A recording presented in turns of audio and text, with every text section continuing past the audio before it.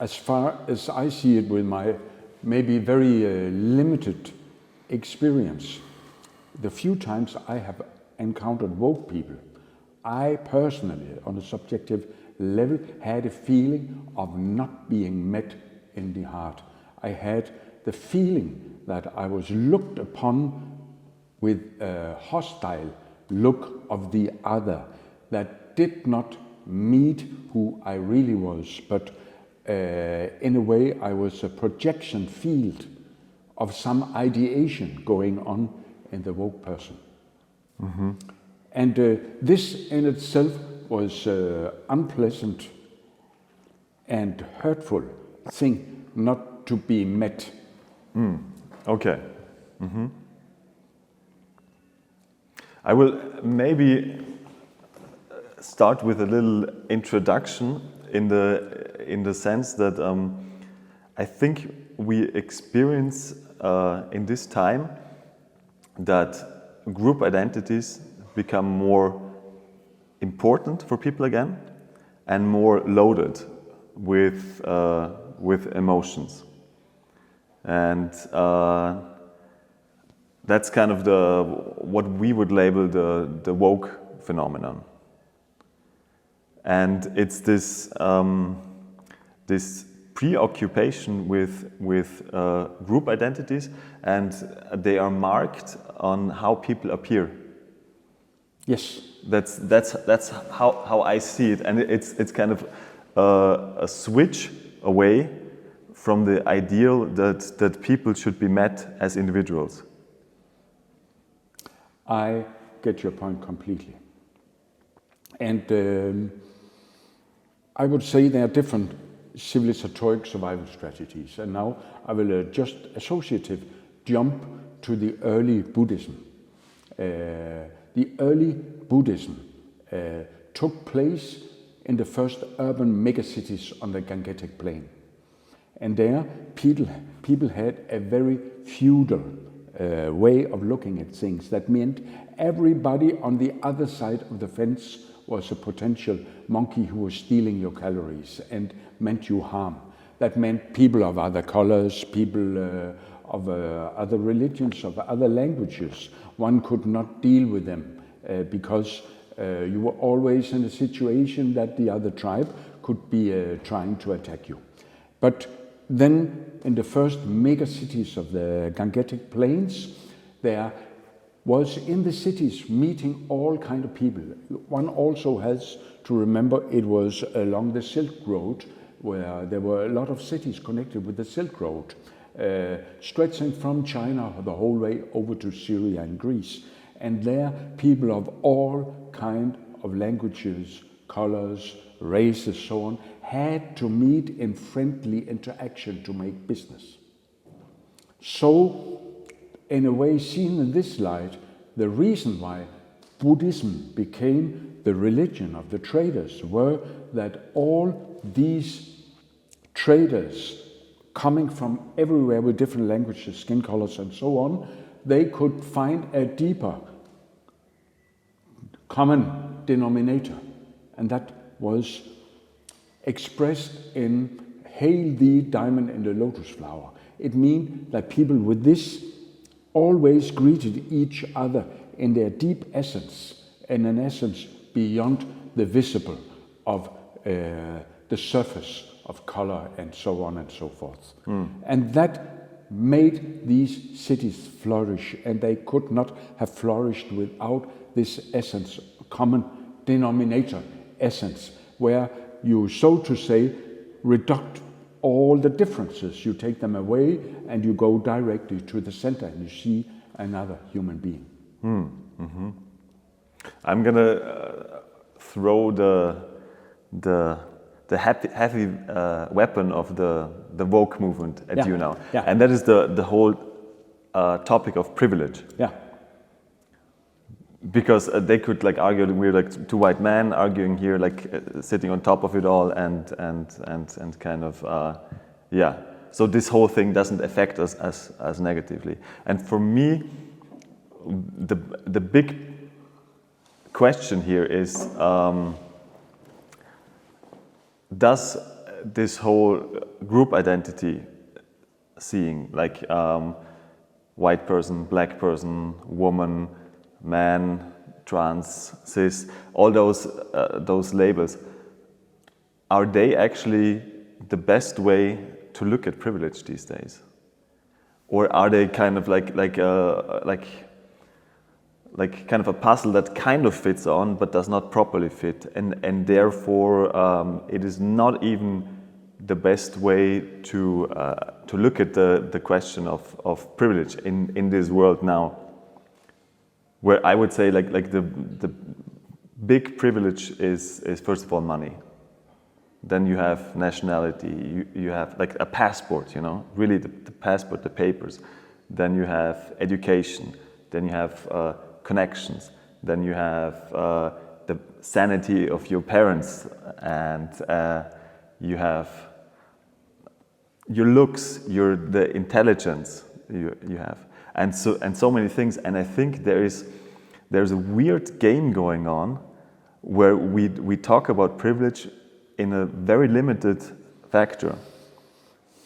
And I think, like, I'm not denying that in certain contexts white privilege exists, but it's one puzzle piece of many privilege pieces, and I just feel if we really want to talk about privilege, why so limited?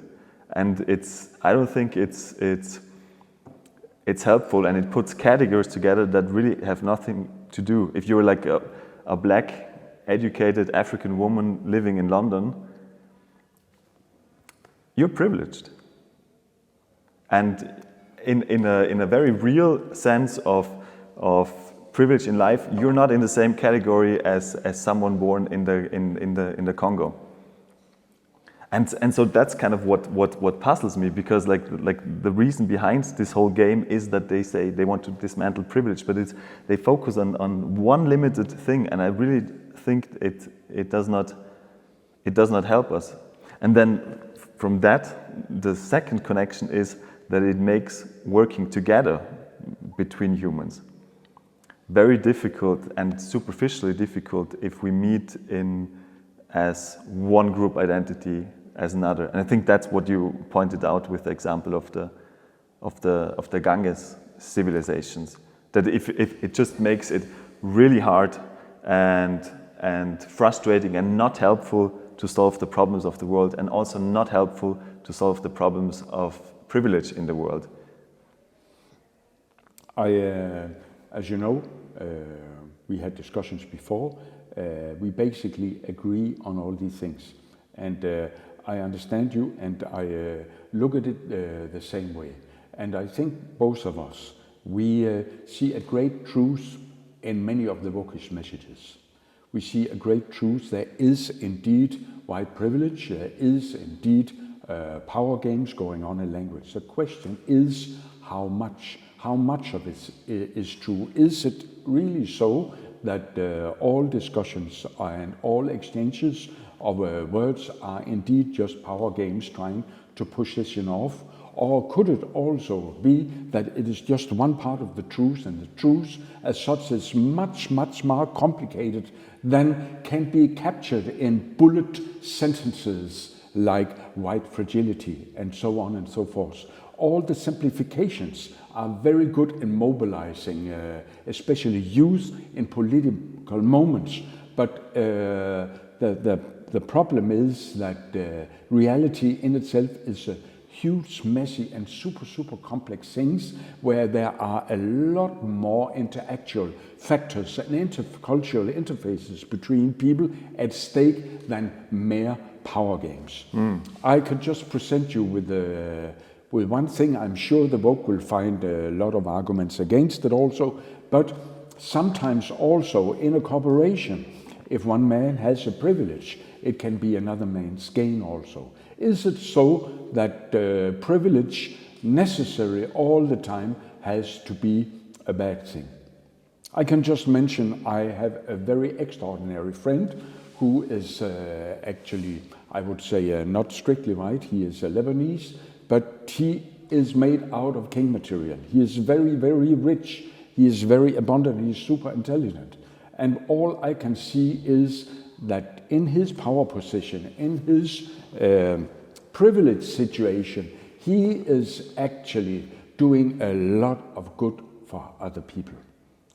So it is also a question. Sometimes abundance is created by energy theft. It's a kind of stealing, and we have seen a lot of examples of that in history.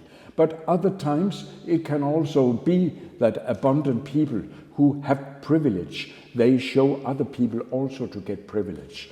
And they give privilege to others, they give abundance to others. And how to create this surplus? It is not created that we alienate each other, but each flourishing society since the days of the Indus Valley and the Egypt's culture, they also belong on cooperation. They also depend on cooperation. Mm-hmm. And in this sense, it is not a zero-sum game. If you could imagine if the world of interaction was like a chess game, where it indeed is a zero-sum game, then it is better to be a queen on the chessboard than it is to be a pawn. But I just say this is only a part of the truth, and it's a part of the truth I want to acknowledge. It is there, no doubt it is there. But there are also other situations where social interaction can be built up in such a place that you can create cooperative wealth in a diversified society where not all have the same privileges, but all sum total go on a higher level because they fill out functions in a greater machinery. Mm-hmm. So it is a win situation for everybody. Could also be like this. Mm-hmm. So again, to sum it up, I am not here to argue against the most basic truths in the Vogue ideation and theories. It is just, in my view, they are extremized, they are made extreme, and in this sense, they become political weapons. Mm-hmm. They are also reduced to very, very simple, oversimplified statements that are super good in mobilizing people. But this mobilization in itself creates, as a cancel culture, it dissolves the glue of society. Mm-hmm. And then it makes everybody more poor. I think you have a certain insights into the academic and philosophical field. And one reason why we probably think that this whole woke game is problematic is because it's not a little game like some 16-year-old hipster plays, but it's something that has come to the core of our institutions, and that is universities. And maybe that's one of the reasons why we actually bother talking about that, and why we see a certain danger in that movement. And so maybe very, very briefly, we could we've discussed about that, and it's about like, where did it start? And the second question is, what effect does it have to the workings of the intellectual life these days? Because I think that's a point where we both want to point the finger at. Absolutely. So we can start, maybe we both talked about this, with the transition of Marxism as something where like the categories were kind of the capitalists, bourgeois, and the working class, and how this shifted into categories, group categories, group identities such as gender, race, sexual orientation, sexual identity. I think that was one part, and the other one was that the definition of discourse, what a discourse is, shifted away from an exploration of truth, so to speak, with arguments and with the free speech crowning above it. That's kind of what was agreed on in the academic field, to a field where discourse is seen as a pure power game, that rides on the group identity privileges. Yes. Do you want to add something to that first phase? Like, first of all, let me again. I could take personal. If I take in my personal life, of course. I was at a young man. I came to the university in 1972, and I had absolutely no political ideas about anything. And 3 weeks later, I was doing like this and shouting "Red Front," and even had sympathies with terrorist groups like Baader Meinhof. That swiftly it changed. So there is in this something. I must say, even you can find it in almost all cultures, that the youth mobilizes some kind of hype, and basically this hype is possible because you don't know much. You have not accumulated much knowledge. So, like very naturally, I think we really need to point that out. That it's very natural that 18-year-olds don't know how societies functions, how economies function, and therefore they can take oversimplified ideas. And the complex ideas rarely move people, but very simplified ideas, they tend to move people. And I think in a way also this is a very natural thing that youth, due to the ignorance and the high level of signal chemicals in the brain and idealism and so on and so forth, they create mobilization that partly destruct but also create something new and beautiful in society. And you can take the first phenomena of Marxism. It created in its worst and most fanatic forms horrors in the Soviet Union and in China. On the other hand, there was a revisionistic branch of this that tried to moderate the original message of Marx. And these moderated forms of Marxism created the Scandinavian welfare model. And I come from Scandinavia, from Denmark, live in Copenhagen, and there I can see that we are partly thankful to all this ideation coming from Marx in a moderated form. So we have created some kind of a social security net that make all people more safe. What I mean to say there may be just, it is so that it is the role of the youth always to go bananas in very simplified, almost religious, sectarian ideas, and then later some of it actually helps society to get on, and the rest is either dying or creating things like the Soviet Union. So I hope there is something very, very, very fundamental correct in the Me Too movement, of course.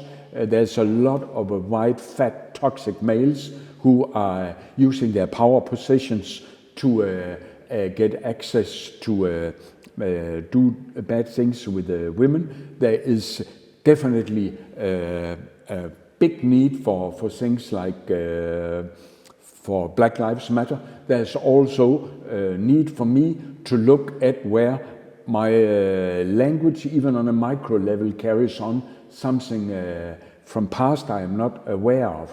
All these things are true, but again, to sum it up, there is a lot more on stake, and it is a lot more complicated than that. And I would suggest, like, we look at, like, so we've looked a little bit at the historic roots, and I just maybe there was one point where certain French philosophers, where they really switched what truth is in a way. Yeah. And I will just want you to go very briefly into that. What happened there? Okay. I would say when I was a young man, I was full of these Marxist ideas.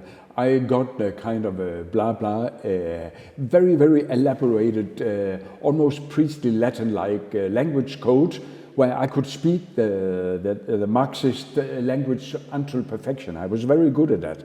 And in a dialogue at that time, we still somehow believed in the Greek dialogue, where we listen to each other and where the argument counts.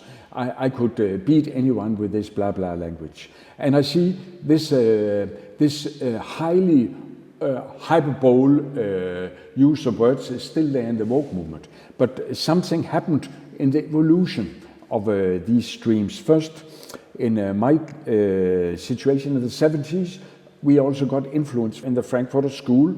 The academia reinvented itself as a kind of enlightenment priest of the Marxist religion, if I have to say it that way. And that meant that it was the job of the intellectual to enlighten the working class, that they were hypnotized by the capitalist ideology, because it didn't happen by itself of the dialectics of nature.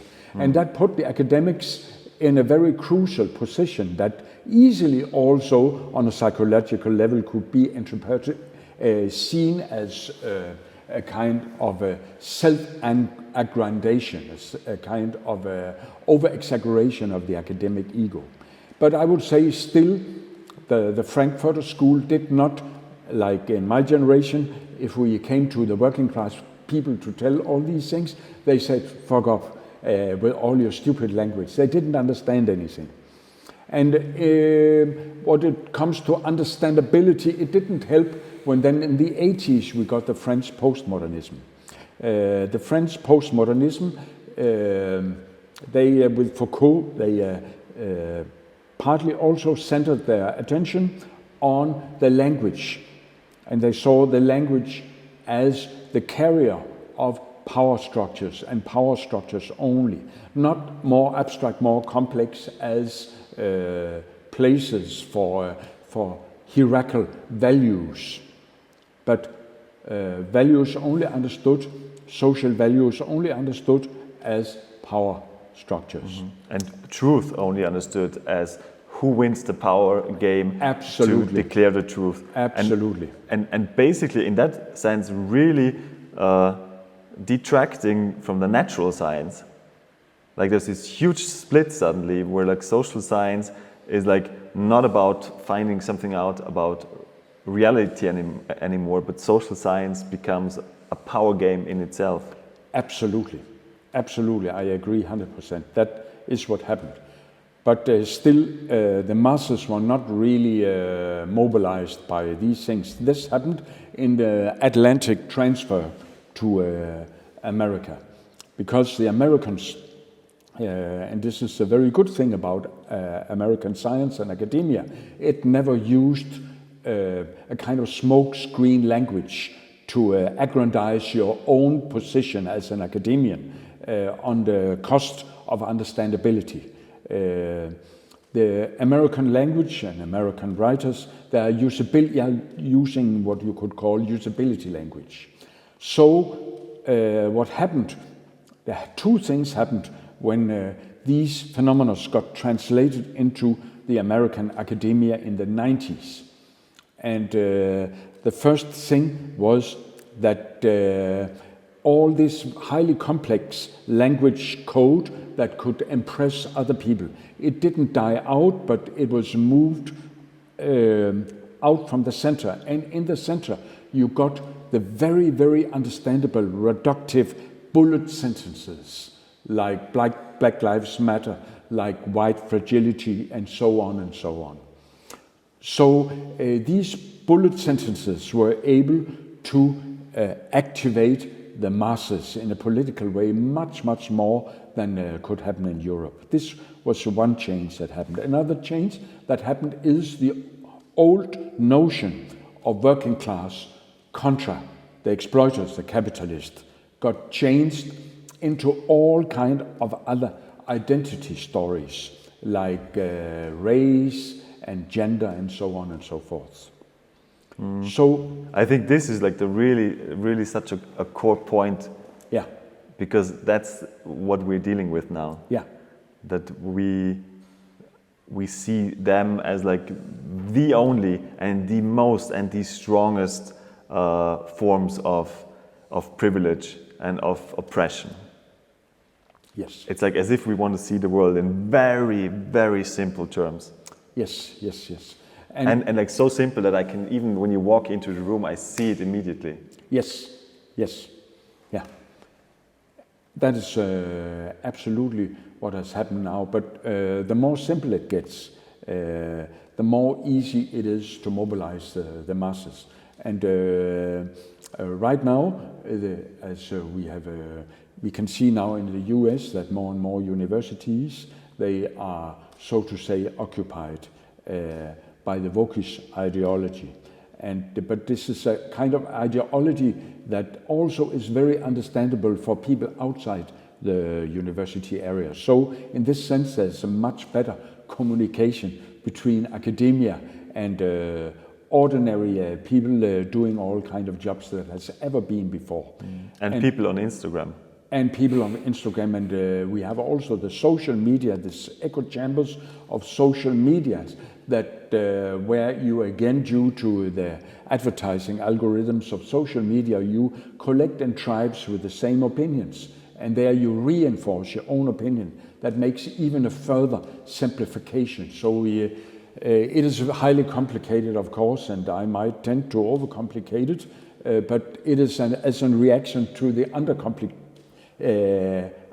simplification that is happening in the book. But and what is happening? Like, what is the problem with woke ideology at the universities? And like, because we're both aware that we live in a time where like humanity on a big scale faces a lot of problems we need to solve, like environmental degradation and climate change and social issues and so on. And universities could or should be places where those topics are addressed in the most efficient way. And so, why is woke a problem in that process? I think it is, again, if we take the Greek dialogue, where people, so to say, meet in a circulation sphere of exchanging of ideas, and then some kind of new understanding is reached. It is essential for the development of all kind of sciences. And yes, it is true that there's such thing in ideal that you can have a power-free exchange of opinions does not exist. There is, of course, power games and hierarchical structures hidden in this. But here in reality, even though it is flawed, we don't have anything that we can replace it with. If we have to be successful, we need to summon the courage not to feel offended by each other's ideas and meet in a social circulation sphere where we can get disturbed. The ability to get disturbed is very, very important, because this is the way how you move forward. You integrate the disturbance and you reach a new opinion, and you reach a new insight. And this, we need all the time new insights in a world that is all the time changing. I see it like in the woke argument would be that this university space or any space of discussion was never equal, because it was always kind of edged towards a better position of, frankly put, white male, heterosexual man. Yes.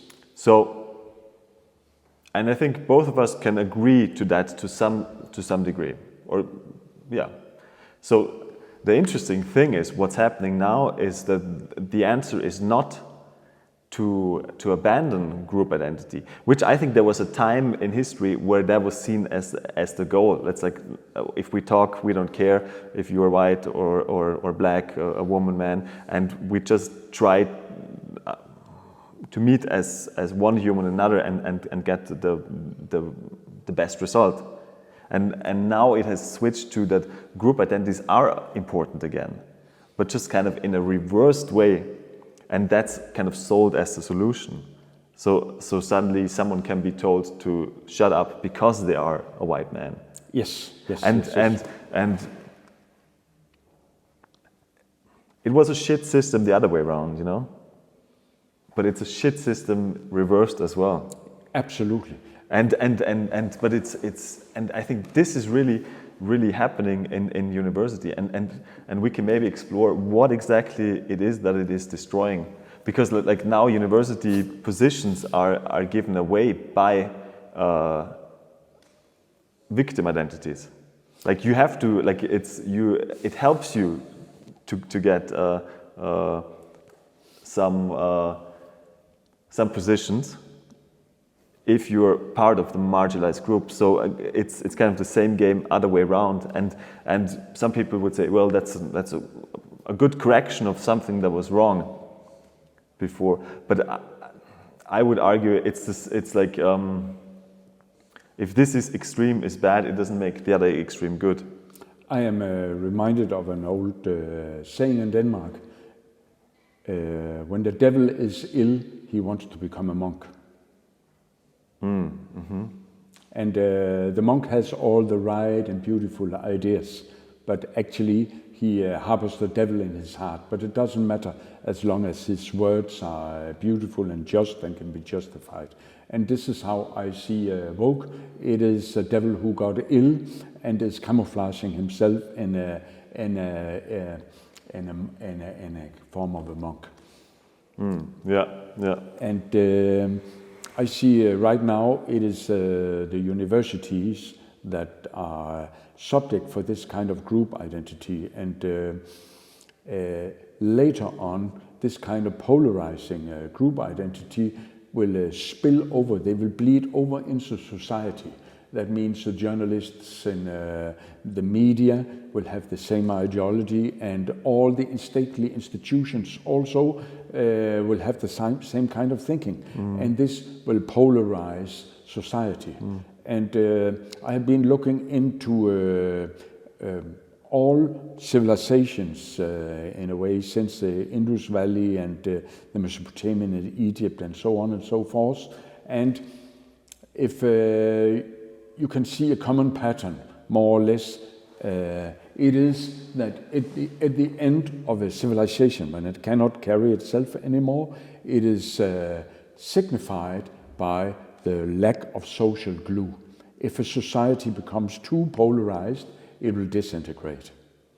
And sometimes also very beautiful things come out of this disintegration. This we have to see. Mm-hmm. And maybe after a certain disintegration, the most beautiful things of the book in a less radical form can be integrated in a society that again has enough social glue so we all can cooperate. Mm-hmm. But we cannot cooperate when we all cancel each other. Mm-hmm. And if this cancelling comes into what it will do the next years, into all institutions and media and so on and so forth, I cannot see a powerful and strong society moving forward. Mm-hmm. For that, we need all the time to develop new and fresh ideas. And this we can only do by getting disturbed. That's good. I was also thinking why the academic world was so happy to jump on the woke train. And my hypothesis is that they basically, their job, and if you are in academia, most of them never left academia. They go from high school to college to university. That's their world. And their whole world evolves about representation. And I'm talking about the social science there. Absolutely. So they think representation is the only thing that runs the world. Yes. And we've lost focus on like other things that run the world. And it's skill, and it's very much money, obviously. And an interesting part is that like capitalism can work easily with woke. Absolutely. Like go to the website of Goldman Sachs and you will have a perfect split of the people that are depicted. They're man and woman, black and white and whatever. Like they can easily incorporate that. But if we have an honest discussion about privilege, an institution like Goldman Sachs will be challenged. Absolutely. And so I think so many things come together there, and then another thing that comes together is like the United States still has a huge cultural influence on the world, for the better and the worse, and many of those woke discussions are very much US centered. Yes. And the US, of course, has a very specific history to work through in regards to black and white relationships and race. But interestingly, a lot of those Black Lives Matters movement are very US centric, and they don't talk about the life position of like the majority of black people on this planet who live in Africa or like South America or the Caribbean, where there's a whole different fields of problems, so to speak, and yeah, it's kind of interesting how we copied and pasted a certain US narrative that's justified. The US has also a very clear problem with police violence in relation to race and even independent of race. Like there's police violence, a topic that does not exist to that degree in Denmark, for example. Even in Denmark, there was just some investigation into that. Even in Denmark, I had a black friend who was a musician, and he spoke fluently the dialect in the area, and he told me very jokingly that all the time in the streets he got harassed by the police until he opened his mouth and they hear him speak perfectly dialect from the area. Then they got confused and they let him go again. Mm-hmm. So it has happened all the time, and it is systemic and all this. The book is partly right. Mm-hmm. But we have now come to what is the danger is the extremization of the whole thing. A truth becomes the absolute opposite when it's get extremized, and it gets monopoly of the whole discussion. And there is a woke statement like evidence is racist. And statements like this frees the woke to be confronted with evidence. And it makes them even more secure in what I will call the academian ivory tower. And hence we are in a way back to something we have seen also in the medieval period, where the learned people discussed for centuries how many angels can be placed on a point of a needle. Mm-hmm. This is evidence-free ivory tower mind games. And this is exactly what we have today also. The angels of the tip of the needle are exchanged with other topics, but they are as evidence, free from evidence as they were at this time. And the interesting thing is like what happens if you touch those discussions, because you can very easily be burned and very easily be stamped with certain labels. Absolutely. So and that kind of thing closes debate in a way. And also like this whole thing of cancellation is interesting to have a proper look at, because we've been talking about this. One thing is, let's say there's even a person I don't like, and I can even like block that person on WhatsApp and on Instagram, and I don't like to be in contact with that person.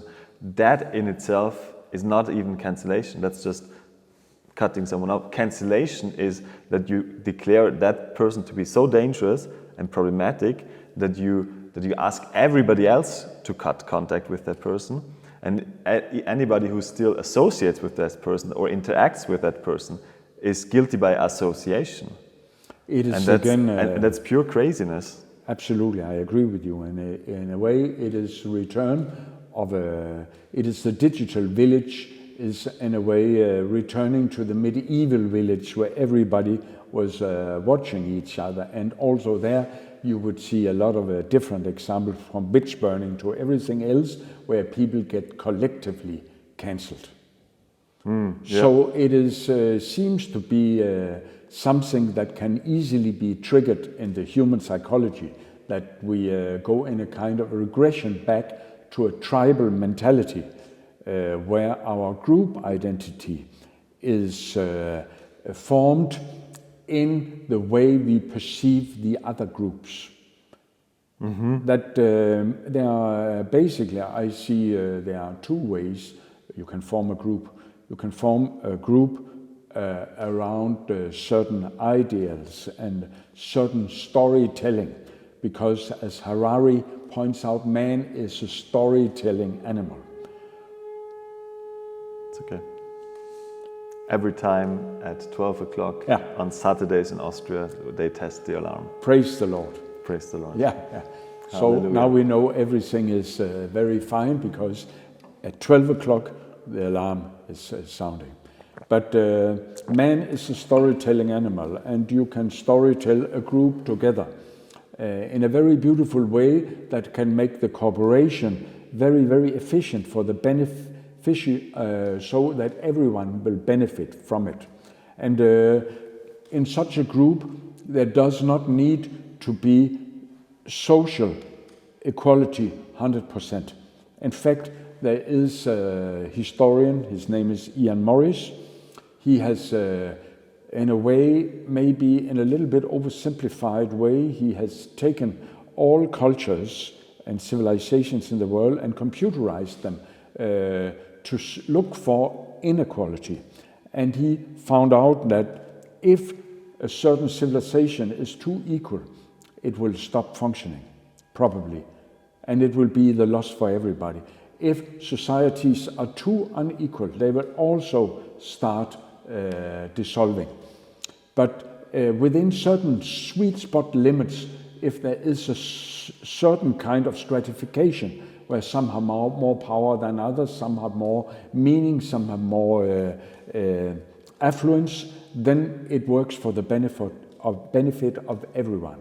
This is again to hint at that there can be, we must be open to that there can be group identities where not everybody is equal, but there are power structures working for the best benefit for everyone within the whole group. This is one thing. The other thing is this group might identify due to their story, but very, very often groups do not identify around a story alone. They have to invent the demonic notion of the other group. They have, we have so many countless examples of groups. They are getting their social momentum from alienating other groups. And this is basically, the more we see that, basically we move into what I will call fanatic religion. Okay. And I would just take one thing more, then I will leave you to spin off the ball again. After I was into my political youth, I went into the new religious youth following gurus. So I have been into a lot of these group identities, some of them thriving on just an ideal, and some of them thriving of alienating the other. And also, when I was in this milieu, I saw many, for example, Christian groups, they get a certain hype. From where did they get this hype? They got it from having the notion of the people who were not Christians, or they could get the notion from being very afraid of the devil. And just out of curiosity, I was many years ago at such, I would almost call it devil worship, but they called themselves Christians. But they were so obsessed in driving out the devil, and the kind of unification and unity and hype and signal chemical ecstasy they got from fighting the evil, it was tremendous. So the love was there, but it was a zero-sum game, because it was contrasted by an equal hate to something that was not within the circle. It was, as the Greek put it, there's a cosmos is the city in the city wall, and the chaos is everything outside the city wall. Okay. Yeah. Interesting. I had two things in my mind. One was like the question. I observed that a lot of good-meaning people are initially pulled to this woke thing because the surface of what it looks like is that it's good and it's nice. Absolutely. And of course, why wouldn't you? And if you do that, that's really rude. And I think that's an interesting observance, and then see kind of what the actual effects of this woke movement are, which are not beneficial on a larger scale, not beneficial for the wider society, but also not beneficial for the people who are in this I'm going to call it a cult, because in a organization where accusation is guilt, and this guilt leads to cancellation, which means like total pariah. Nobody feels safe. Nobody feels safe. And that's the funny thing is they talk about safe spaces. It's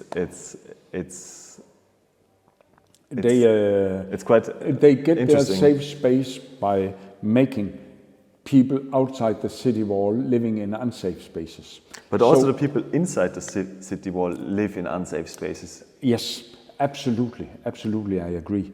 And I would put it like this: when I have observed within religious groups, and I would say the first Marxist movements I was in had also this kind of, I'm not against the religious feelings, but when they get hyped in shared fields of consciousness, in group identities, they can get very dangerous. And when they entertain and when they feed on the notion of demonizing somebody else, it can be the devil or other groups, like now the demonizing object is a white male. Then they create an ecstasy, but this ecstasy is very, very often short-lived. Mm-hmm. And it comes with a big price. That means if you could use this as an indicator for a future prediction about woke, it is the more they use the alienation of other groups to hype themselves up to unity, to meet in unity and the ecstasy feeling of unity. The more they use this, the more short-lived they will be. Interesting.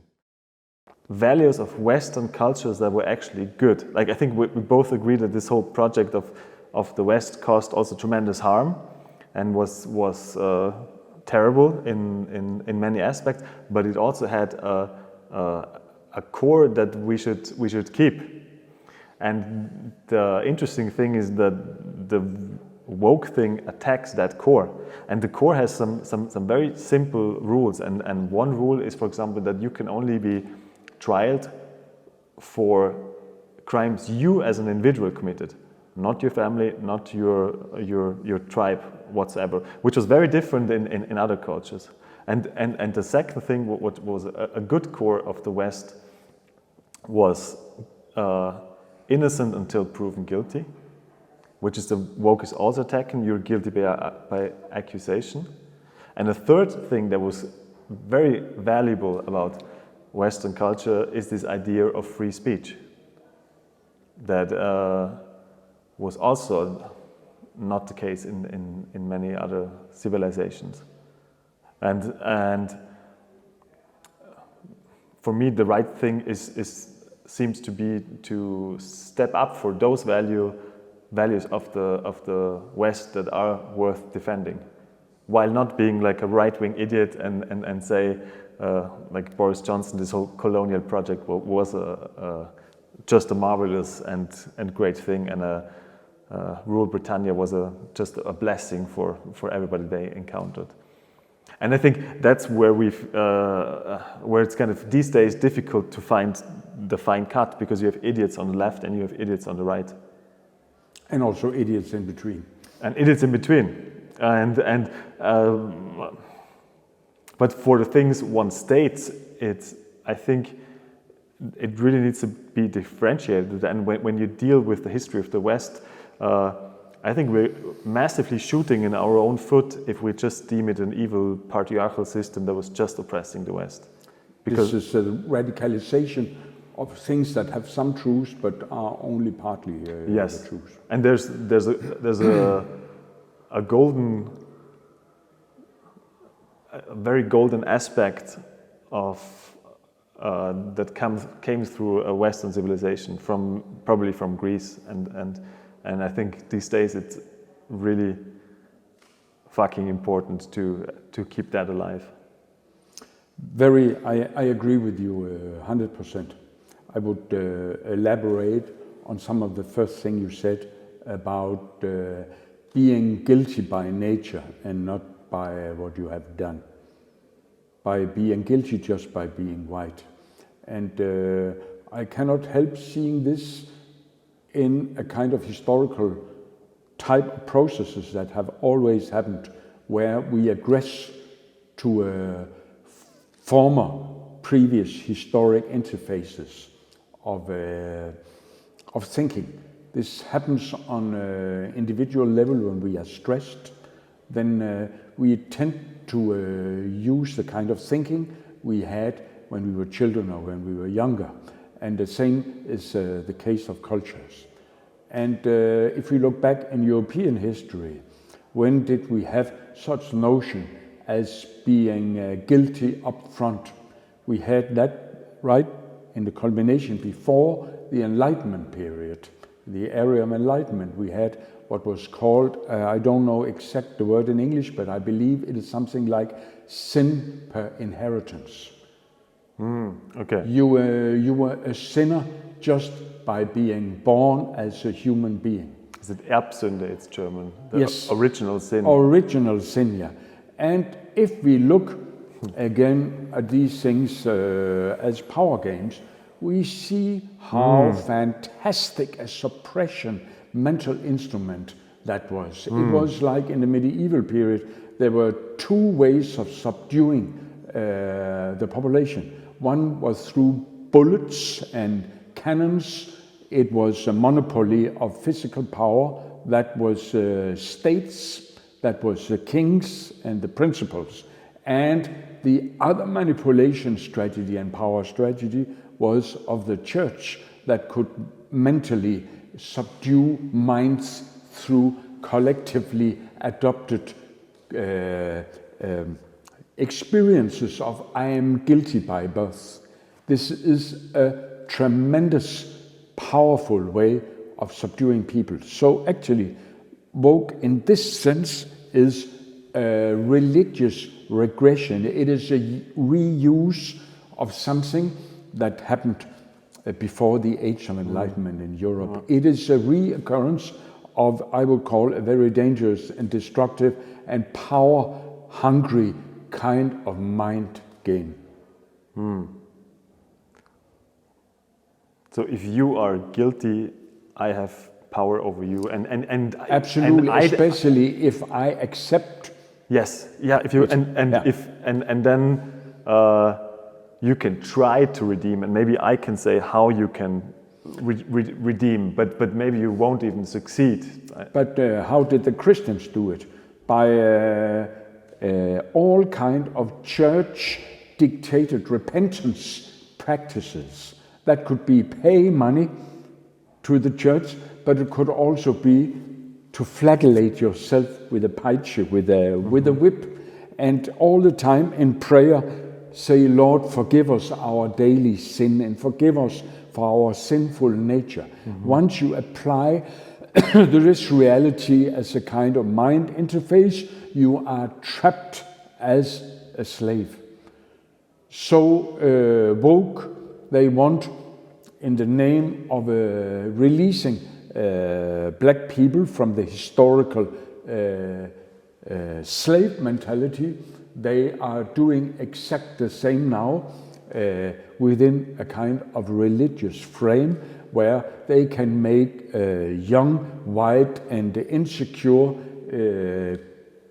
people to constantly look for the sinner in themselves in the form of language. It is basically a deep Christian religion. has been super efficient in the medieval period. And if you see in the US, they have a lot of archaic Christianity as, you could say, cultural interfaces in the Bible Belt and so on and so forth. Actually, America is much more penetrated, knowingly and unknowingly, by notions of, I would say, old school Christianity.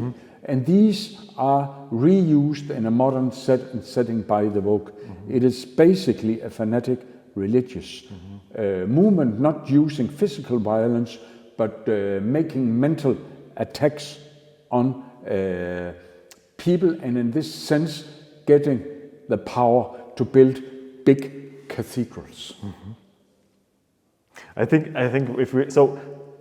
if we disagree with the guilt by just being white, so to speak, I think the interesting question is how are we gonna address questions of real educational, economic, and health inequality, for example, within the states, which has some race correlation. It's no doubt. It's not one, but there's some correlation, and also on the worldwide picture. And I'll just put that out there, but I think within the United States and also on a worldwide picture, like if we just focus on categories like health, education, access to some services, without looking at the race picture, I think that can be also a way to solve that problem. Yes. Much more efficiently, and then also on a global scale. I can only agree 100% with you. And also we need to differentiate, and like we're both Europeans, and some of that is US issues, and the US will have to solve those things for itself, just like other countries have to come clear with their own history. And we need to differentiate what kind of narratives that are active in the US are actually universal narratives, and which one are more specific US narratives. I agree. If I have to comment the last thing again with Offset and Robin DiAngelo, she actually was in Denmark, and there she tried to export this ideology of white guilt by raising the finger towards the Danes and say you're all racist and you need to acknowledge this fact that you're all fucking racist. Just examine your language. So that was a clear example of how she tried to export this notion of sinhood. And I would like to elaborate a little bit more on that notion. How comes it is so easy for white people to accept it? Sometimes I feel woke is much more a white religion than in fact it is a black religion. How come that it was so easy for people to accept the notion of inherited sin at that time also? And this I would answer with an old saying from Denmark, maybe you also have it here. It is like if you're cold in the winter, then you can pee in your trousers to keep warm. That means it gives, on the short run, a kind of ecstasy to view yourself as a sinner. It gives some kind of weird masochistic feeling of being alive and feeling I am an identity. If your identity is dissolving, you feel fear, you don't know who you are, suddenly you are a sinner. It and solidifies identity. Pain, you are solidified. And this is, you could say, the short-term gain you get by becoming a victim. And they offer answer. That's the thing. There's a whole, like as the Catholic Church proclaimed you a sinner and immediately offered you stuff you can do to be less a sinner. Yes. It's the same with the woke thing. You can like change the way you Yes. talk. But basically, you can never get out of. You can never become non-white. But but they offer you like little steps to do. Yeah. And so you think, yeah. And you start, when you apply this identity, you start to enjoy being a sinner, which is a kind of a drug that gives you a temporary high, but on the long run, you will become more and more miserable. And that leads to the next step. Everywhere you see the role of the traumatized, of the sinner, of the stigmatized, of a person who can feed on his own pain and become one with the other group of sympathizing people who also feels your pain. And to put it a little bit on the edge, today you cannot stand and get Simon Cowell to press the buzzer button unless at a minimum your father was an alcoholic. Or if you have cancer or something else, then you can come with this victim story. And then when you sing on top of this victim story, you will have everyone's sympathy. But on the long run, I would say the notion of you yourself considering to be a victim, and it is both for white people that are a victim for the guilt, it could also be any suppressed group entertaining the notion of victimhood to keep head afloat. So that was something interesting you did here. So you actually associate guilt is actually another form of victimhood. Absolutely. Because you're presented as the perpetrator, but then by going in that, absolutely, you will argue that seeing oneself as the perpetrator is another twist of portraying oneself as a victim of some kind. Actually, to scratch your back, I got this idea by what you were saying just 5 minutes before. Yeah, and in this sense, it becomes the victimhood becomes a kind of reinforcing drug. But seen from the level where I come, from the level of daily meditation, from a level where I all the time try to go deeper within myself and try to see and feel deeper in every person I meet, where race and color and everything else doesn't matter.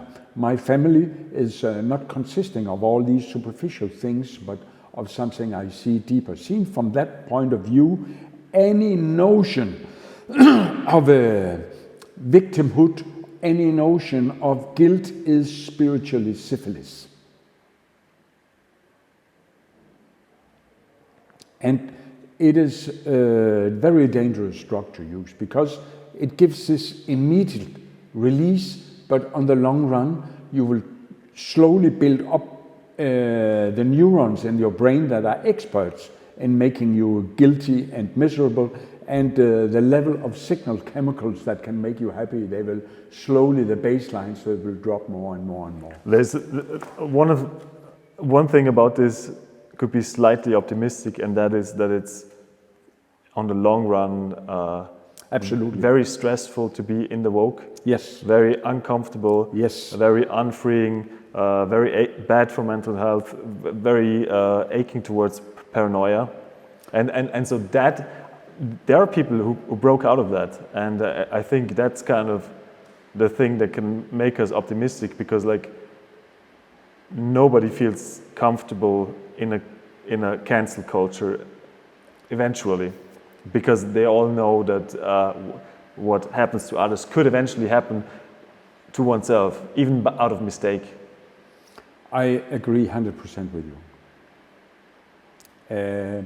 I have been in these cult movements. I have experienced from within inside. I cannot blame woke, because I have been in many other settings so woke that even the woke was not woke compared to how woke I was. So I can say it from inside. And if I could use a religious guru cult or a Christian cult as a parallel, because I think there are the same mechanisms at stake, Then you can see what happens if a newcomer enters a guru cult. The first year will be absolutely ecstatic. Then there will be second or third year will be also ecstatic. And then comes a point, if this cult is feeding on persecution, like for example Falun Gong in China, they could not exist if the Chinese were not persecuting them. If the Chinese were not after them, killing them and torturing them, there would be no Falun Gong, because they feed their religious energy. They even present all the things in this torture thing. Without that torture thing, they just make some exercises without meaning.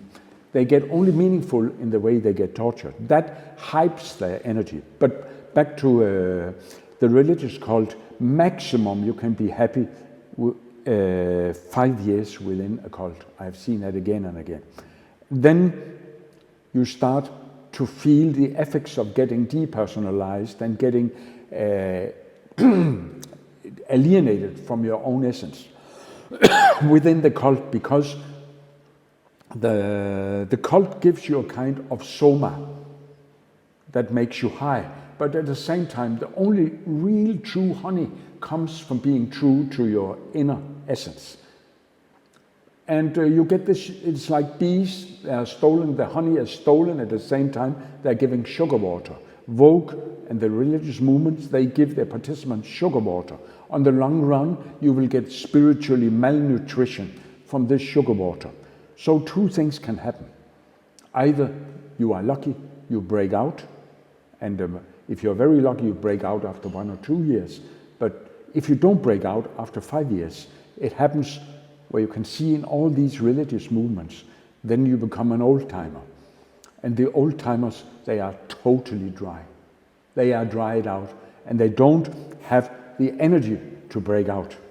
And they don't have the courage to break out either, so they decay. So when you go to a movement, religious or vokish or political, look carefully at the people who have been there the longest time. I don't mean the leaders, because the leaders, they can still, like in a psychological pyramid game, feed from the ones in the bottom. But look at the bottom layer in the pyramid, the lowest social hierarchy in the layers, and for sure these layers are also in the Vogue. Look at the people who have been there for a long time. If they have still a glow in the eye, there might be some more truth in it, but I guarantee most of them, they will be completely dried out. So this is what happens within religious movements and cults and political movements like Vogue.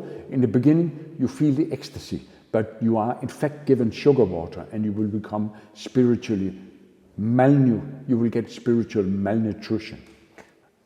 I even have the sense that we're slowly moving in that direction. I hear more and more, like on Instagram, people are speaking up, and some people, it is from people who were cancelled, like Clementine Morrigan, yeah, or from people who are given the oppressed role, the victim role, yes, like Africa Brooks, yes, who don't fucking want it, who yes, says fucked off, like I'm not yes, a victim, I'm not playing along. And yes, what's so interested in the story of Africa Brooks is how she often says that, like how like the I don't know her, by the way. Yeah, I'm Yeah. gonna show Yeah. show her account to you. How like also like people who are in the Vogue, how they completely lose their shit when they see a black woman not playing along the script. In this respect, I love Candace Owens. I might not agree with her, but in just this respect you point out, I love her. Even though she is a black, super intelligent, pro-Trump woman. Yeah, it's like there's this other guy, Thomas Scowell. I don't know. Yeah. It's yeah, and the argument in the woke of those people is like those people are selling out to the white people, and that they get a lot of cash and attention from white people to play that part. Yeah. I don't even want to go into how they call that part, but yeah. which is also so fucking demeaning and lacking of respect to those individuals. Yeah, but it's also white people leaving the woke cult. So I think if we want to finish on an optimistic notion, woke is probably more likely going to be defeated from within than from without, because when you do it from without, they have a role for you.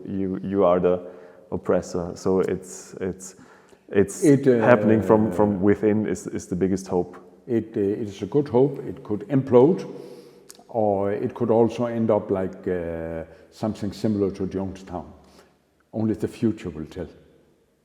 Jonestown? Jonestown, yeah. Jonestown is the place in South America where a religious leader ordered everyone to commit suicide. Oh, okay. Yeah. This is also possible that it gets self-destructive in a very nasty way. I just use it as a metaphor. I don't believe it will be that thing, but I also see that the frustration and emptiness and when the time is overdue and the ecstasy is not more there, it can become a kind of self-destruction.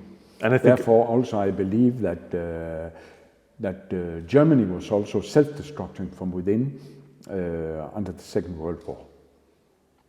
And I have the sense that only people within the woke cult who, on a psychological level, are tired of that shit are kind of ready for arguments and ready for conversation. So there needs to be a personal fed up with living in such a world. One thing is for sure, when we talk here, it is absolutely not a talk that is meant to inspire people who are in woke. No, they don't listen to us. They will not. I know that for myself, because I have been also in the, as I have hinted on before, been in kind of cultish movements where when I was in the height of the ecstasy of that, I would be totally immune for any criticism whatsoever. And at the same time, one of the things I felt myself was that I was highly awakened. I was highly awakened. And it reminds me where I live, you see these, I would almost call them zombies if you look in their head. It is Jehovah's Witnesses. And they are standing with this magazine with this depersonalized look. And the title of the magazine is not woke, but wake up. So it is also a kind of very typical Christian terminology or religious terminology that in the moment actually where you fall into the dream sleep of a shared reality in fanatism, you by yourself to yourself have the subjective feeling that you have been awakened. So in this sense, enlightenment is the sheer indication of the absolute opposite.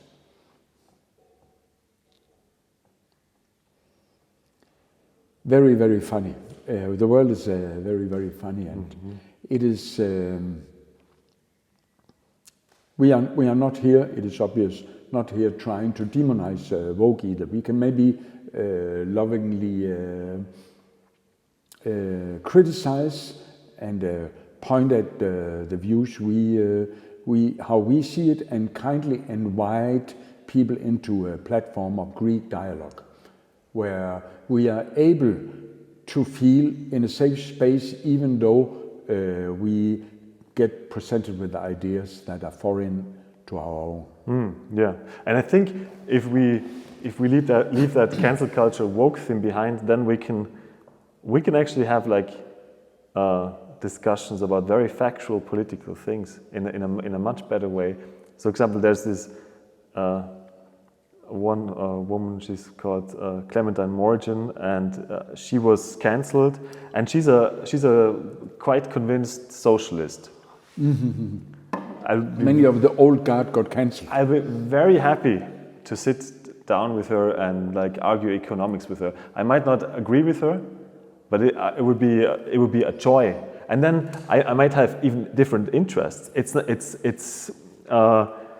but then we can come into a place of dialogue, of like really factual matters, and we can, even when we have different personal interests, and even if we have different ideas, and I think that's the only thing that's going to save us, if we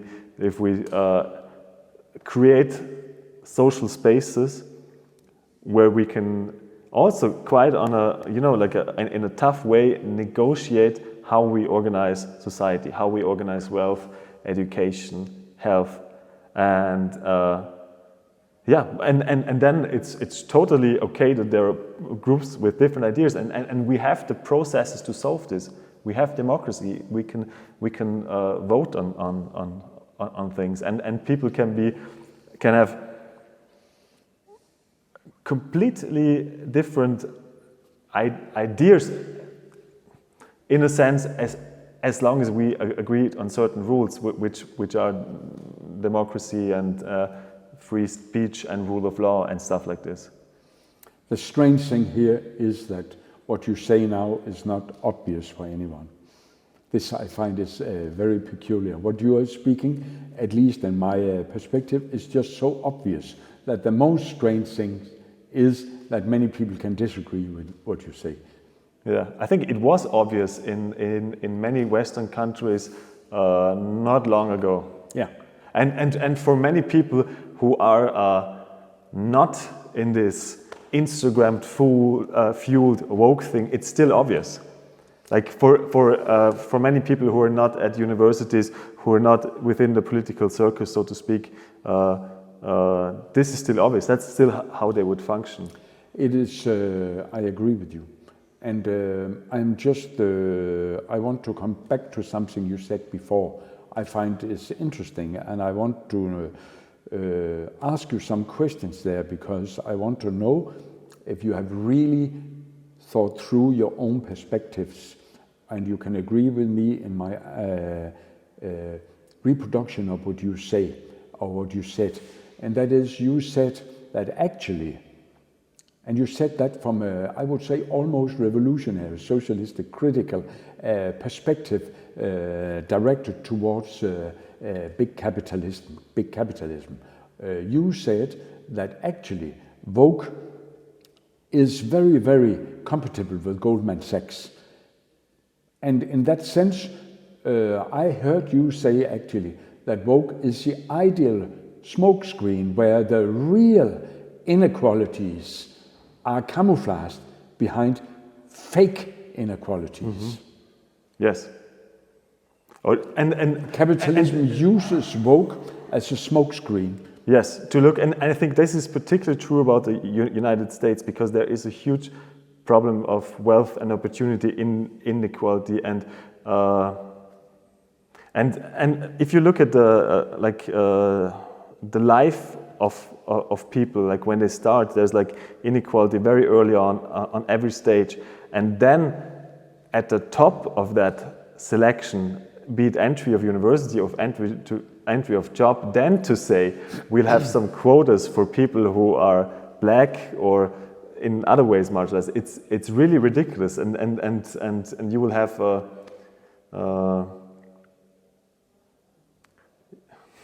you can then have an elite that is represented in certain colors and shades, and 50% female and 50% male, but it won't do anything to the basis on the large of this this topic. It's like, okay, if you, I'm just talking that terminology. I usually don't use that, but if your rulers then look like you, like, are you going to be happy?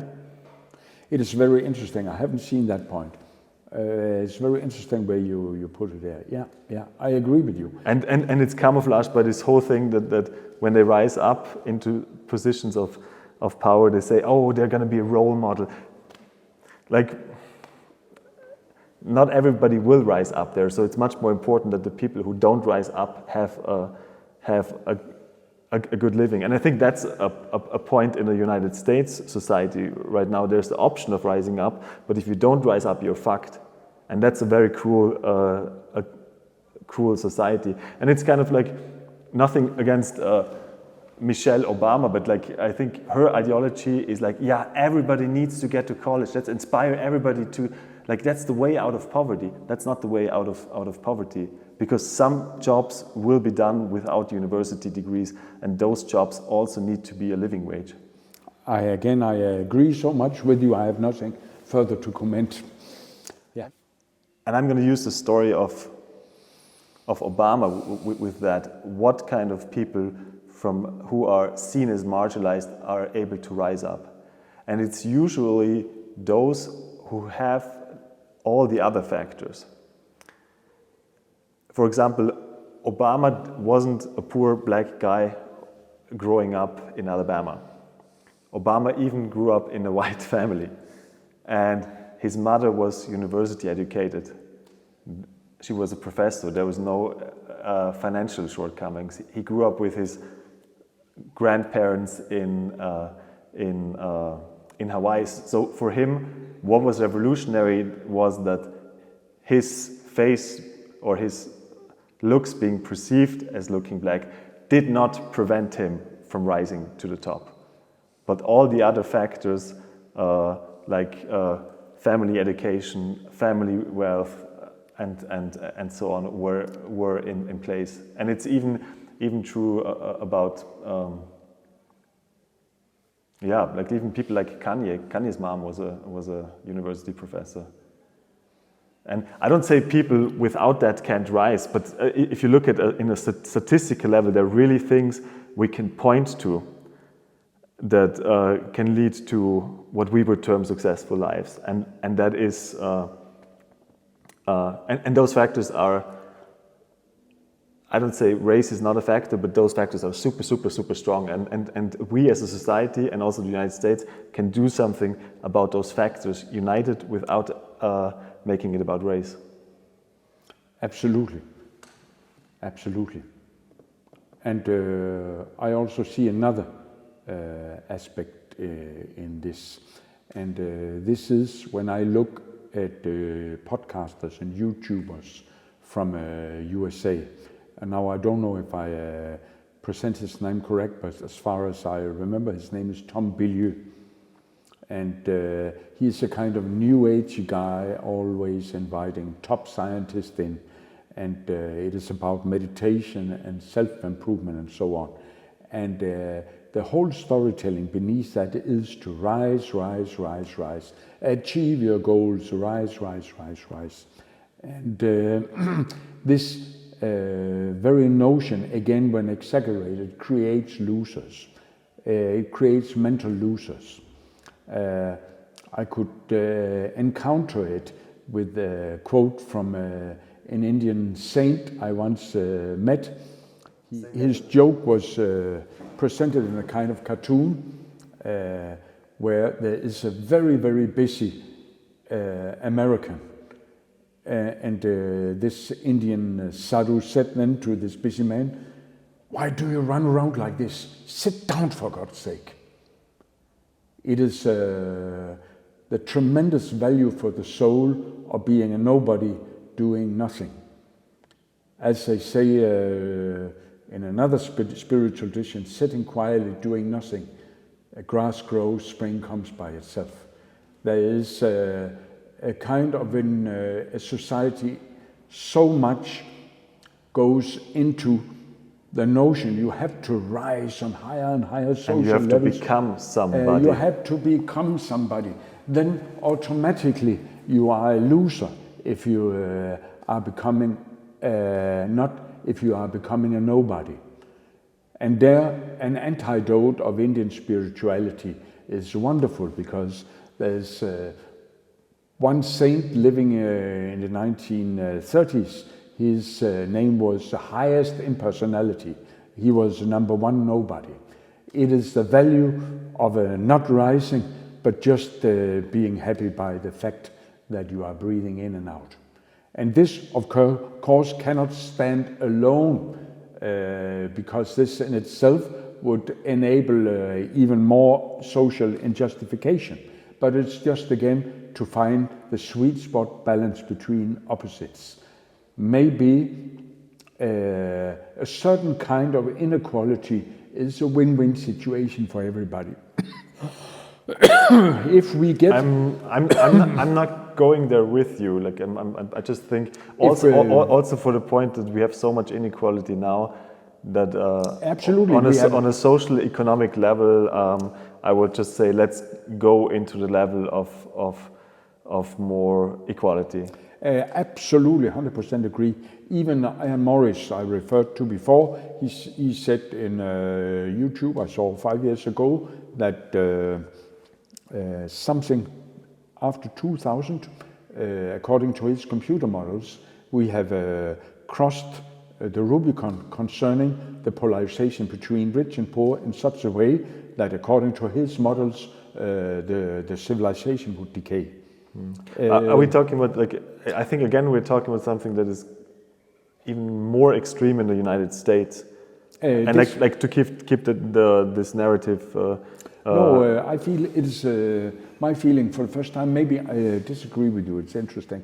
My feeling is here not that we should strive for more equality. On that part, we are 100% agree with each other. It is just we should not strive for more equality on the basis that the ultimate goal is 100% equality. No, it's not. But I don't agree with that. And I think like it's not even about equality. It's about having some basic stuff that we agree that everybody should have, and then it's much more bearable and okay if you have like good healthcare, decent education for your kids, decent housing, and then if the fucker drives around with the Ferrari, okay, it might annoy you, but it's not a fucking big deal. Yeah, but again, isn't it a stereotype with the fucker driving in a Ferrari? Isn't it about that if highly super intelligent and abundant people get in positions of power, everybody is benefited from it. Everybody is benefited. Maybe if we look apart from all Elon Musk's shortcomings, it is a benefit for society that exactly a man like him has so much power. But he's self-restraining. He doesn't use it for luxury items. For him, it's about his argument is that justifies it for himself that he's good at allocating capital. But we also see a lot of wealth that is not allocated in a sense that it should serve humanity, but it's just allocated for the sole purpose out of making more money out of money for the sake of making money, or for the sake of making luxury yachts, or for ridiculous luxury. And we can't.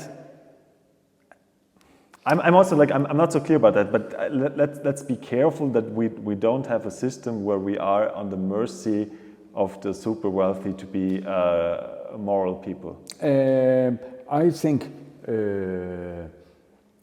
when I look at history again since the first civilizations, it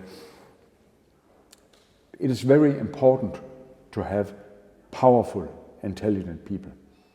It is very important, but the right one, not the kleptocracy people who uses their extra energy to buy luxury jets.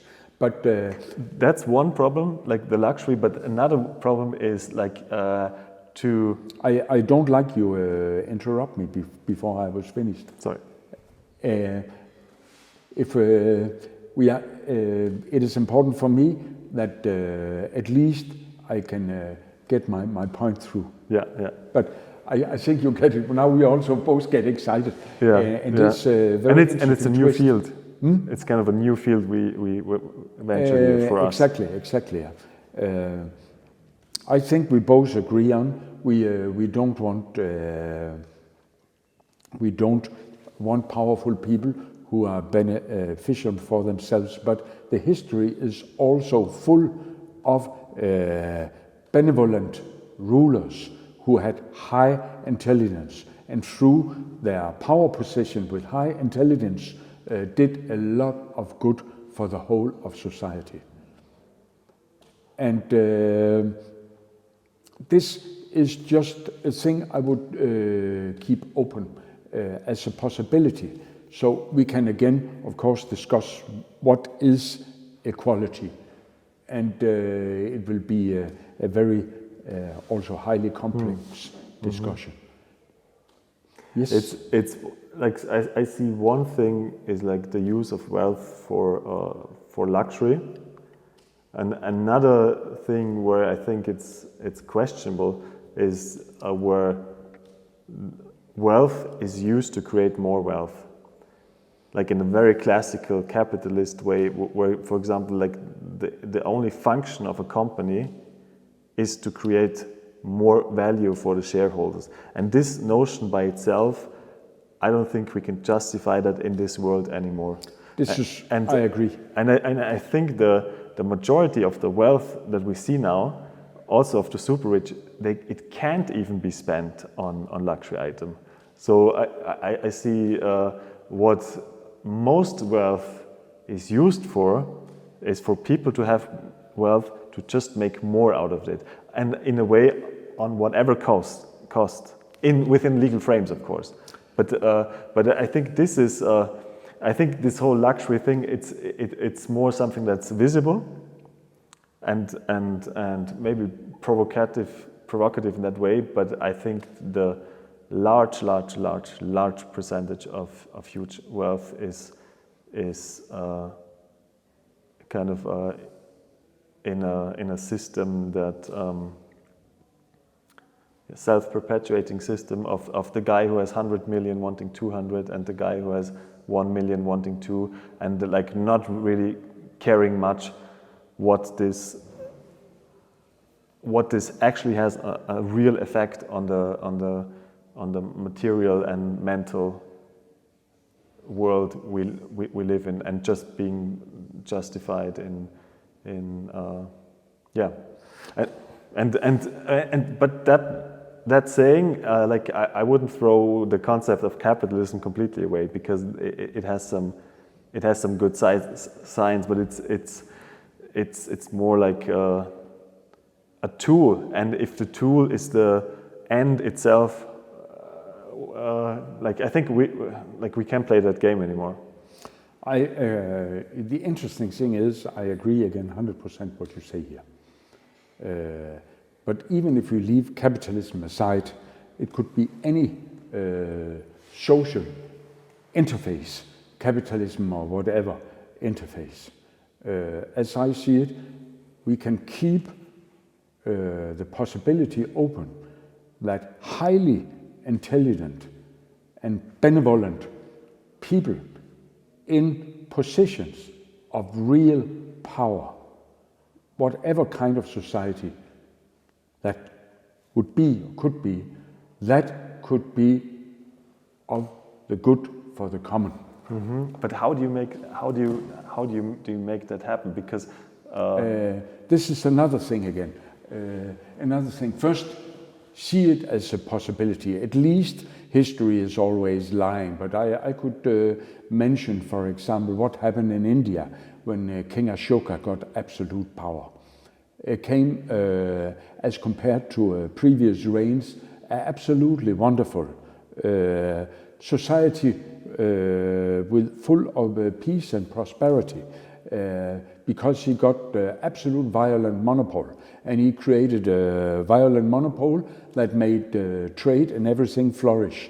And all his intelligence and power, he had no interest, self-interest in that. He even renounced to live as a monk when he became 60. That means what I am seeing is the possibility, as we have evil, egoistic, greedy capitalism. On that part we agree now. It is horrible to see how stupid rich people, they so to say, harness so much money. I just want to say there's also there's a possibility of a very powerful people with a lot of intelligence that actually can do something that is good for all people. I don't disagree with that one. That of course you have wealthy people who do good. The thing is we're kind of rolling the dice on that. We're kind of rolling the dice on that. Like, let's say there are positions of power with extreme wealth, and of course 1 in 10 will be a great individual Yeah. who does good. But that's a very shaky system if we just hope that the people who earn this power, that 1 out of 10 will be great. As it is now, Or 1 out of 100. Worldwide, like it's very hard to have a clear picture where the true wealth is in this world. Is it in some Arab families? Is it in Chinese billionaires? Is it in American billionaires? Is it in rich Europeans? And that's the situation we have right now. If you have a good person who does, I agree with you here. Who does stuff, we are lucky. But the thing is, maybe that's the socialist talking me. Like, is that the best we can do? Like to say, yeah, 1 in 100 of those people will do good. I see it as it is now in the current social mechanisms, how the wheels are put together and are running now. It is maybe 1 out of 100 that is benevolent, and there's no doubt on that greed is here to prevail. So the only practical thing I can use my kind of thinking is that I do not necessarily put my target to strive at a society where everybody is equal. Me neither.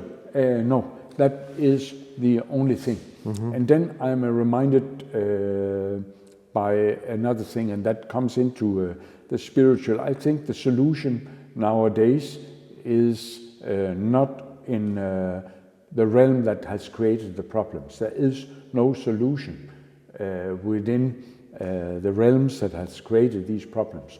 So in this sense, the solution is transcendental. And in this sense, of course, it is very difficult for me to argue, because I will use the validation from a three-dimensional reality, and I cannot predict anything in a four-dimensional reality by using the kind of cognition that is ruled out, that is the rules in the three-dimensional. But what I mean to say is that I can intuit what could happen, and I can strive for that, and I can open up to have some intuitive visions in what direction I want to go, and then I can always make these intuitive directions go in a dialogue with the scientific reason and evidence in me. On a more spiritual, transcendental level, the only thing that can save us is virtue. And what is virtue?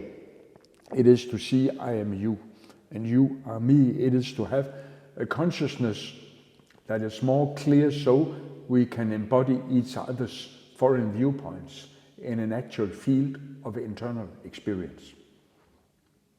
And in this sense, I would like, just before a break, because I need to cough, I would again quote my favorite European mystic, Meister Eckhart. He says, every being, every individual lives on the notion, I am not you. Even the highest of the angels has the notion he is not the lowest angels. And then Meister Eckhart used the word God. If I here, I will substitute it with truth. Truth is the negation of negations. God is the negation of negations. And from there, virtue starts. And I might then take another anecdotal story here. One of my best friends, he started his life as a young man as one of the most violent men at all. He had fights all over. He was super strong, and he was living for street fights. And then later on, because he was half Lebanese, he joined the Christian militia in Beirut, fighting Muslims for 2 years, where he was active in battle, and he is full of battle scars. Then he came home, and he became the leader of Hells Angels for some years. And he ended up in isolation prison, where he stayed I think for 1.5 years without meeting anyone, because he didn't want to meet anyone. And shortly after he came out, he got a kind of mystical experience. And in this mystical experience, he suddenly saw God in everyone, in the sense he saw himself in everyone. And just this new perspective did that he, within the same realization, was not able to hit anyone more. And he changed his life completely. Because you can only be violent, you can only cancel another person in whatever aspect it is, if you have the notion, I am not you. But if you see a little deeper, with a little heightened state awareness, you will see that you are in every eye that is looking out of other eyes. And there you cannot hurt anyone. So I see the answer is very abstract. How can we get a better society? It is by the ascendance of virtue. Natural virtue, not 10 commandments or something written in books, but the actual experience of we are all one organism. And I see in many young people who are not woke, and maybe even in some of the woke people, there is also, I could say, almost an evolutionary birth of a consciousness that can see the whole thing in a giraffe perspective or helicopter perspective, maybe even in an astronaut perspective. Yeah.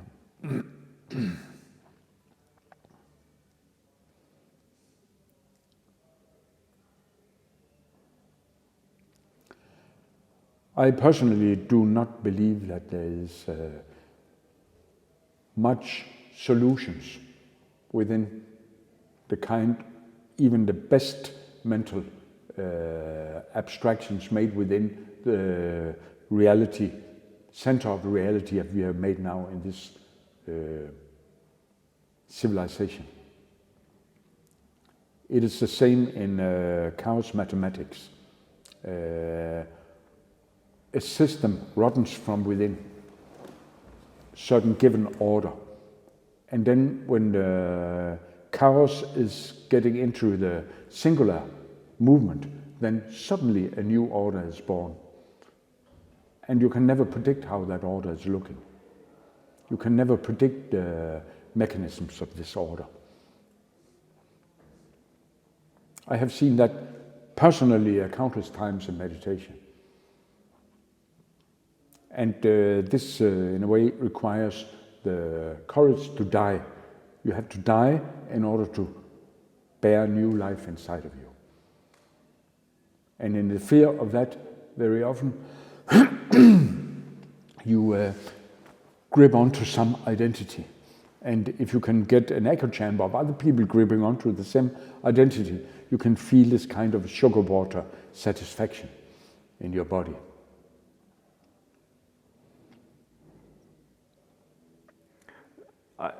Maybe that's also why I got excited and interrupted you, because I don't. It is so wonderful. You get excited, you interrupt me. I say, shut the fuck up until we go on. Yeah, good. Finish, it's super. Good. Yeah. Because like I don't think it's valid to justify all this inequality by saying that, well, at some point, some of those people who get all those equality are intelligent, benevolent, and wise. I appreciate if those people who have those power are intelligent, benevolent, and wise. I say, great, better than not. And I also I don't want to. I'm not here to argue for like a big social revolution. Like my message is very simply that in whatever direction we want to go in terms of inequality of wealth, education, health, whatever, I think we're much better off without the woke crap, and that we can have much better results without the woke culture. For both, for the left and the right and everybody. And maybe they see that they can find common ground. Like in the US, we basically have the middle class divided in right and the woke. You know, like they have a common interest to be true. I think now everything is heated up, and the woke is heated up. The whole world is heated up with the conspiracy theories and everything. But I do believe when everything cools down, what survives will be the truth, and that the kernel in Vogue will survive. And that will be a very, very valuable thing to incorporate in a future society. Yeah. And that society will be much more just because Vogue, in all its craziness, still formulated something that was true. Mm-hmm. There's a lot of toxic white male, as you were talking about before, who have used their power positions to get access to females that didn't want them, and so on and so forth. There have been slavery. All this is absolutely true. But now it is overheated, and all these things are used in a power game that actually doesn't give a shit about what they say. They just want power. And is really kind of alienating the other bloc. Yes. And yes. so they have a better enemy now. Yeah. Because now when you're... And I even noticed it like in my generations that a lot of people who were actually like really open to environmentalism, really open to principally some ideas about more social justice. And I take those 2 points. They're completely alienated from the left because of this woke shit. Yes. And so it's really like the woke is really a way of the left of shooting in its own foot. Yeah, and it is actually just, you could see the whole beauty industry and the cosmetic industry, the clothes industry, and the Goldman Sachs industry. They all love it. It's so easy to incorporate. I see the advertising around here, how the whole wokish thing has become, it can be so subsidized by a capitalist interest. As long as these woke people, they use money in the capitalistic system, the capitalists, they love the woke. So easy, so quick. You don't need to make any substantial differences. You just need to change the figureheads on the way they appear. Absolutely. I think that was final. Yeah. Funny. Yeah. Okay. Good. Gunnar, but I think we really got into something. Yeah. I think there was really this movement of us being more like, and then. It will take you a long time to edit it, I think. But maybe there will be 15-20 minutes through, that is super good. Or also, like, the interesting thing is there is an audience these days, and that's also something which is interesting. We live in this Instagram time of like quick messages, but also there really is an audience for long podcasts. It's crazy.